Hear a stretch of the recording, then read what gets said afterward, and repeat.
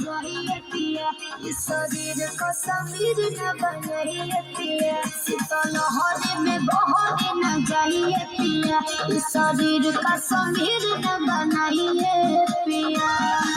कोयला के आग जैसे लहर जाएगा इसलाई पकाती रगड़ जाएगा कमर में दिसंबर गुजार जाएगा गरमा हट के आहट भीतर जाएगा कमर में दिसंबर गुजार जाएगा ऐसे कैसे गुजर जाएगी